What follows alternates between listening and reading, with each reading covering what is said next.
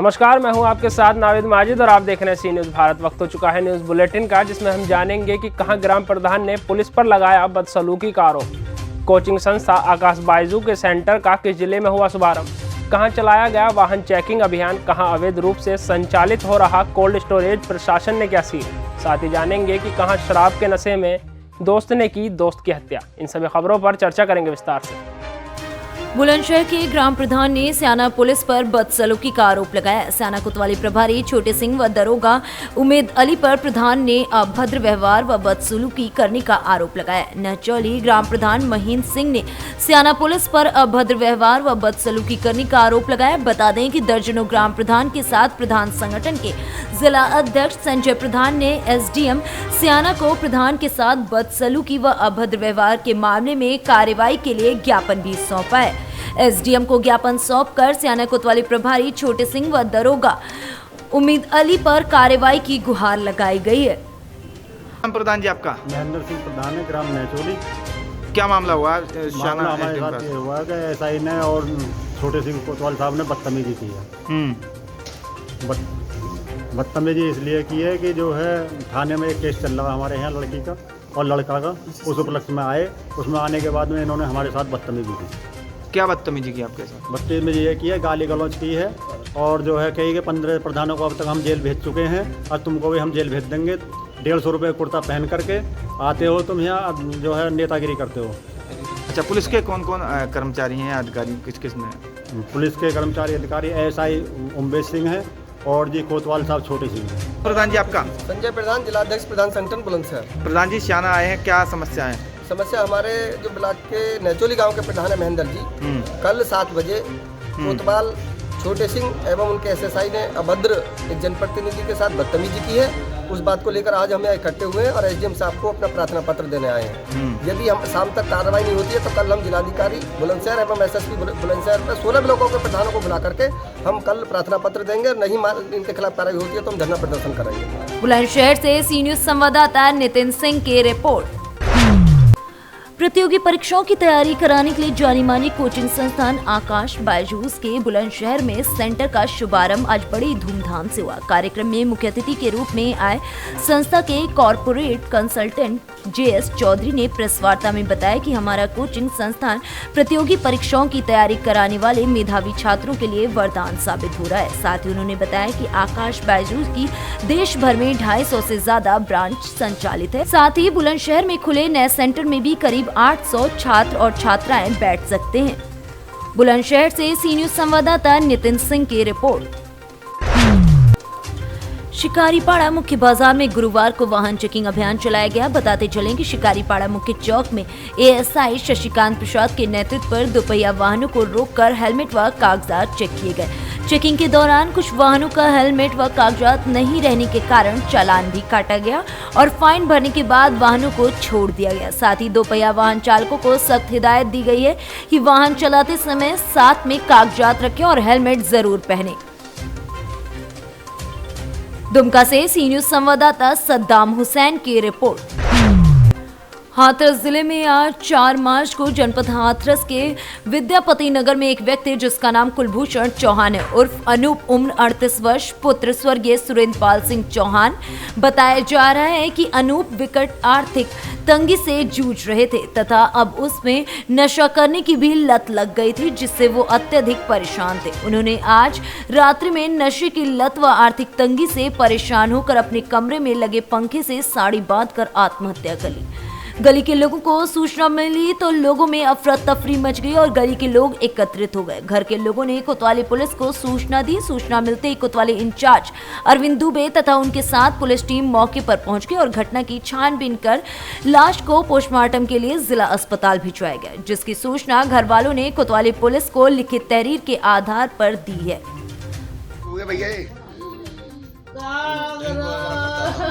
Drink करता था तो कुछ बात तो हुई होगी, तो कल से बात किससे हो गई?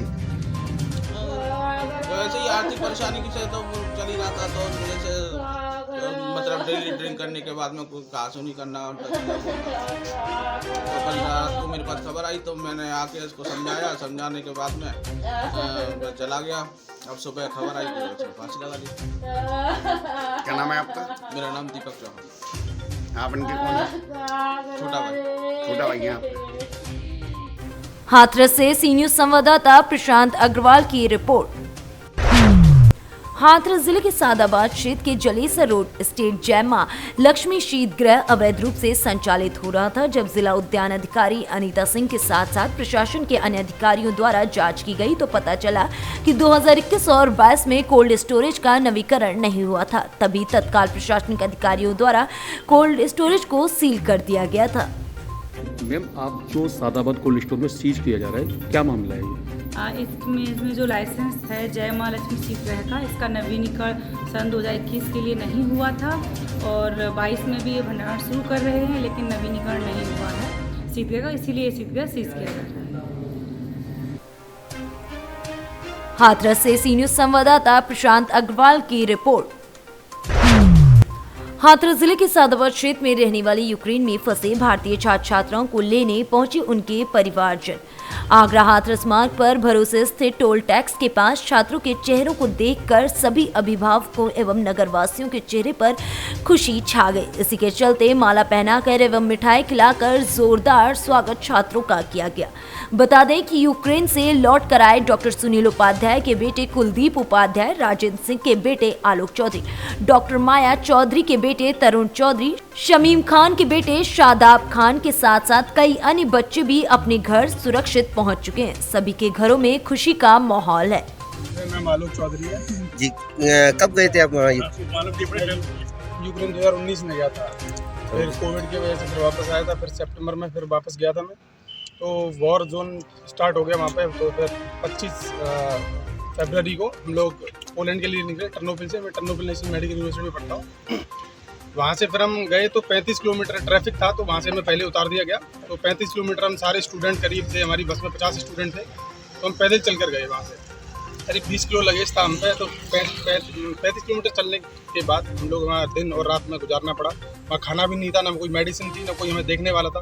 वहाँ यूक्रेनियन जो सोल्जर थे वो बदतमीजी कर रहे थे लड़कियों के साथ, लड़कों के साथ। वहाँ कोई देखने वाला नहीं था। फिर हमने रात गुजारी वहाँ से, फिर हम वहाँ से हंगरी बॉर्डर गए। यूक्रेन किस उद्देश्य गए थे, क्या था उद्देश्य? हमारा उद्देश्य था मतलब मेडिसिन कंप्लीट करनी थी स्टडी। तो मैं 2018 में गया था, तो मेरा भी शायद 4th ईयर कंप्लीट हो जाता 2 महीने के बाद। तो हाँ, जो झगड़ा हुआ तो रूस का हमला हुआ, तो क्या उस हमले की पहले से आपको जानकारी थी? हमले की मतलब आशंका थोड़ी बताई जा रही थी, पर हम अगर जब यूनिवर्सिटी से अपनी पूछ रहे थे कि ऐसा कुछ होगा, तो उन लोगों ने मना कर दिया कि ऐसा कुछ नहीं, आप अपनी पढ़ाई भी ध्यान दो। तो फिर हमने वहाँ से अपना ध्यान हटा दिया। फिर हमने एम्बेसी से पूछा, तो एम्बेसी ने बोला कि हम लोग भी यही हैं, तो आप लोग ज़्यादा टेंशन लो मत, आप जब हम आपको बताएंगे तो आप उस हिसाब से। किन परिस्थितियों का सामना करना पड़ा आपको? परिस्थितियों से ये है कि 24 तारीख को ही मेरी फ्लाइट थी और 24 तारीख को ही हमला हुआ था। तो जो सबसे पहले हमला हुआ था वो एयरपोर्ट पे ही हुआ था, और मैं एयरपोर्ट पे जैसे 4 बजे हमला हुआ है और मैं 4:30 बजे उस एयरपोर्ट पे पहुंचा। तो वहाँ पे एक महिला थी, तो उसने हमसे बोला कि आप जैसे आए हो आप वापस चले जाओ।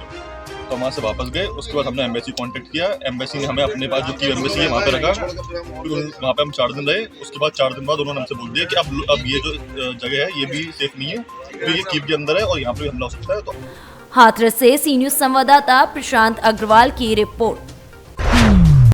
5 लाख रुपए लेकर चोर हुआ रफू चक्कर, सारी घटना सीसीटीवी कैमरे में हुई कैद। मामला जिला झांसी के मोड़ तहसील के कस्बा समथर का है, जहां समथर के रहने वाले निखिल अग्रवाल जब शुक्रवार के दिन दोपहर लगभग 12 बजे पंजाब नेशनल बैंक से 5 लाख रुपए निकालकर अपनी अग्गा बाजार स्थित दुकान पर आए, जहां पर अपने पिता राजीव कुमार को पैसे देकर वो घर चले गए। जिसके बाद राजीव ने पास में खड़ी अपनी मोटरसाइकिल में लगे बैग में रुपए रखकर चाबी लेने सामने वाली दुकान पर वो चले गए। इतने में ही गाड़ी के पास खड़ा एक अज्ञात नाबालिग नौयुवक ने बैग से 5 लाख रुपए निकाल लिया और वो वहां से भाग गया, जिसकी शिकायत पीड़ित द्वारा समथर थाने में की गई।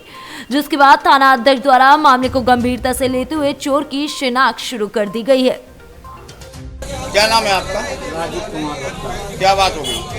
अरे बैंक से रुपये निकाल के लिया है अभी, और थैला में मोटरसाइकिल में रख के और चाबी उठावे चले गए हम सामने, तब तक वो लड़का लेके भाग गया है। कितने बजे की बात है? ये 12:30 बजे की बात। कितना रुपया था? 5 लाख रुपया। झांसी से सी न्यूज संवाददाता शुभम त्रिपाठी की रिपोर्ट। परासिया विधानसभा क्षेत्र व जुन्नारदेव विधानसभा क्षेत्र के अंतर्गत आने वाला गांव लगाडुआ के करीब गहरी खाई में एक युवक का शव मिलने से हड़कंप मच गया, जिसकी सूचना तत्काल पुलिस को दी गई। पुलिस ने घटनास्थल पर पहुंचकर शव को अपने कब्जे में ले लिया, साथ ही पंचनामा बनाकर पोस्टमार्टम के लिए भी भेज दिया। जानकारी के अनुसार महाशिवरात्रि के दिन 3 दोस्त जानू, देवा, राकेश निवासी परासिया के घर से छोटा महादेव जाने के लिए बोलकर निकले, जिसमें तीनों युवकों ने लगे हुए ग्राम में शराब का सेवन किया और नशे में धुत होकर सार्वजनिक शौचालय के सामने रद्द भी किया। उसके बाद वापसी में लगाडुआ हनुमान मंदिर के पास तीनों दोस्तों में आपसी किसी बात को लेकर विवाद हो गया, जिसमें तीनों के बीच जमकर मारपीट हुई। उसके साथ ही एक दोस्त जानू व दूसरा देवा ने मृतक राकेश डेहरिया को जमकर पीटा और गहरी खाई में फेंक कर घटनास्थल से फरार हो गए। राकेश डेहरी जब घर नहीं पहुंचा तो घर वाले उसकी तलाश में जुट गए। साथ में जाने वाले साथियों से पूछा गया तो उन्होंने अलग अलग जवाब दिया, जिसको लेकर परिवारजनों ने परासिया थाने में शिकायत दर्ज कराई। थाना प्रभारी प्रतीक्षा मार्को ने मामले को गंभीरता से लेते हुए दोनों युवकों से कड़ाई से पूछताछ किया, तब जाकर दोनों ने हत्या का आरोप कबूल किया। साथ ही पुलिस ने आरोपियों को पकड़ लिया और उनकी शिनाख्त पर शव को बरामद कर मामला भी दर्ज कर लिया। 12 बजे करीब ये लोग घर से निकले। उसके बाद ये बोल के निकले कि हम जुन्नारदेव महादेव छोटा महादेव जा रहे हैं। फिर और बोल के जल्दी जाते हैं, ऐसा बोल के घर से निकले। और बाद में जब शाम को ये लोग आ गए वापस, देवा और जानू, और हमारा भाई आया नहीं। तो बहू है ना उनकी, राकेश की पत्नी, उसने पूछी कि भैया वो आप लोग आ गए, वो मेरा पति नहीं आया। तो बोले कि पता नहीं, बोले हमको मालूम नहीं बोला।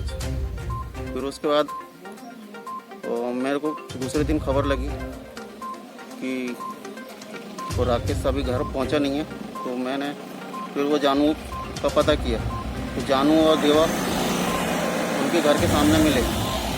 मैंने उनसे जानकारी लिया। जानकारी में एक ने बोला शीतल डेहरिया द्वारा अपने भाई राकेश डेहरिया दिनांक 1/3/22 को शिवरात्रि के दिन घर से जानू और देवा के साथ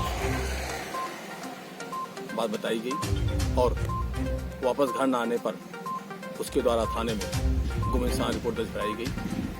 पुलिस द्वारा दीपक देवा, जयंत जानू नाग से पूछताछ की गई, जिनके द्वारा लगाडुआ हनुमान मंदिर के पास शव का होना बताया गया है। उनके बताए अनुसार शव दस्तयाब किया गया है, जिस पर अग्रिम वैधानिक कार्रवाई की जा रही है। कोई आपसी रंजिश थी सर इनकी? जुन्नारदेव से कैमरा पर्सन सानू के साथ वीरेंद्र अग्रवाल की रिपोर्ट। मिस्टर लोकेश कुमार मिश्रा ने एक बार फिर पवई महाराष्ट्र के नाम का डंका पूरे हरियाणा में बजाकर अपने प्रदेश का नाम रोशन किया है। हाल ही में हरियाणा में आयोजित किए गए MMA फाइट में आसाम को हराकर टाइटल बेल्ट अपने नाम किया और महाराष्ट्र का नाम रोशन किया। MMA फाइट का नया इतिहास भी बनाया। मिस्टर लोकेश कुमार मिश्रा ने 1 घंटे 30 मिनट में अपने सामने वाले के फाइटर को चारों खाने चित कर दिए, मतलब नॉकआउट कर दिया। पूरी फाइट में ये मंजर पहली बार देखने को मिला कि कोई फाइटर 1 घंटे 30 मिनट में ही हार मान ली। लोकेश कुमार मिश्रा की इस उपलब्धि पर पूरे महाराष्ट्र में खुशी की लहर दौड़ पड़ी है और उन्हें एयरपोर्ट से भारी भरकम रैली के साथ उनका स्वागत भी किया गया। ये उत्साह न केवल पवई बल्कि जहां के वो निवासी हैं बनारस, उत्तर प्रदेश में भी देखने को मिला। अभी हाल ही में दिल्ली में आयोजित 8 देशों के साथ चल रहे नॉकआउट कॉम्बैट लीग के फाइनल प्रतियोगिता में अफगानिस्तान को हराकर भारत का नाम रोशन किया। उनके इस उपलब्धि पर उनके चाहने वालों तथा उनके प्रिय मित्र मिस्टर नितेश और बीजेपी के पूर्व सांसद मिश्रा मनोज कोटक ने एक बहुत बड़े अवार्ड शो में उनको सम्मानित किया। लोकेश न केवल एक कामयाब फाइटर हैं बल्कि एक बहुत अच्छे ट्रेनर भी हैं। वो अपने कई बच्चों को निःशुल्क में ट्रेनिंग देते हैं। मुंबई से सी न्यूज संवाददाता चंद्रकांत पुजारी की रिपोर्ट। महाशिवरात्रि के दिन से 3 दिवसीय भोजपुर महोत्सव की शुरुआत होती है। आज समापन के तीसरे दिन कवि सम्मेलन का आयोजन किया गया, जिसमें देश के प्रसिद्ध कवि कुमार विश्वास ने जमकर समा बांध दी। तो वहीं पर्यटन विभाग को माइक व्यवस्था ठीक न होने के कारण कटाक्ष भी करते हुए वो नजर आए। महाशिवरात्रि के दिन से 3 दिवसीय भोजपुर महोत्सव की शुरुआत होती है। महोत्सव के अंतिम दिन कवि सम्मेलन का आयोजन रखा गया था, जिसमें देश के प्रसिद्ध कवि डॉक्टर कुमार विश्वास, मदन मोहन समर, संदीप शर्मा जैसे कई दिग्गज कवियों ने अपनी कविताओं से समा बांध दी। वहीं डॉक्टर कुमार विश्वास आकर्षण का केंद्र रहे, तो उनकी गायक कविताओं पर लोग झूमते हुए नजर आए। वहीं कुमार विश्वास ने कोई दीवाना कहता है, कोई पागल समझता है कविता से ऐसी समा को बांध दी कि उसके बात तो मानो सारे क्षेत्र में तालियों की गड़गड़ाहट ही सुनाई देने लगी। जो देश के प्रसिद्ध वीर रस के कवि मदन मोहन समर ने भी जमकर समा बांध दी। वहीं उनकी देशभक्ति कविताओं से लोगों का मन मोह लिया उन्होंने। वहीं कुमार विश्वास अपनी कविताओं के माध्यम से पर्यटन विभाग पर कटाक्ष करते हुए भी नजर आए। रायसेन से सी न्यूज संवाददाता अरशद मसूद की रिपोर्ट। फिलहाल के लिए न्यूज़ बुलेटिन में इतना ही। देश और दुनिया की तमाम खबरों के लिए देखते रहिए सी न्यूज़ भारत।